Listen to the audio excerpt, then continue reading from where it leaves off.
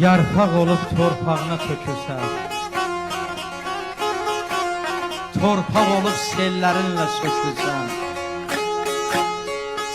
sel olub dəryalara tökülsən, doymaz gözüm, doymaz yenə bu yerdən.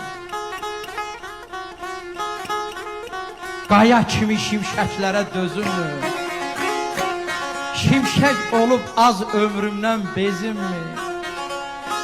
Ömür keçib əysə dizimi, doymaz gözüm, doymaz yana bu yerdən.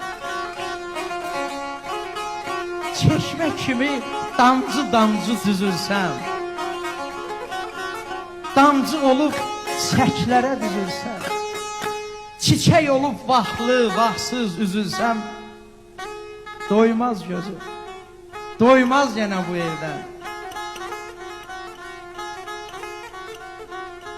Sahil olub dalğalarla ovulsam, dalğa olub küləklərlə qovulsam, külək olub səmalara sovrulsam, doymaz gözüm, doymaz yenə bu yerdən.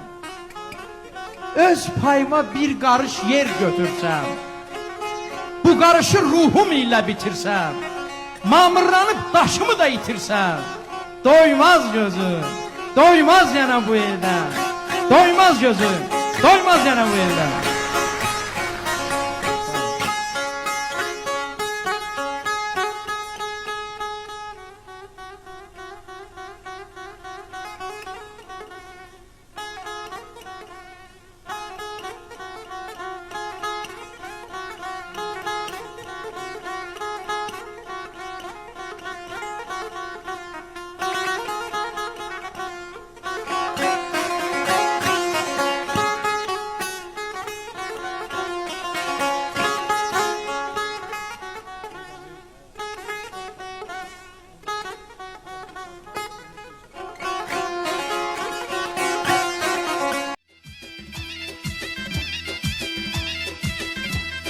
Olsun.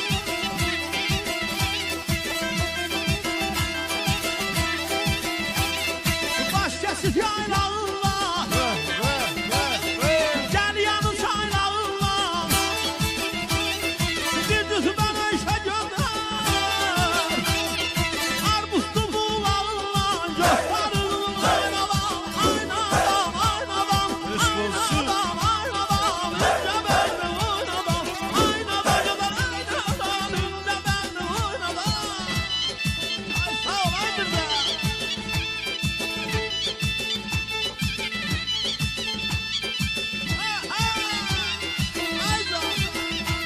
Ay maşallah, eşk olsun.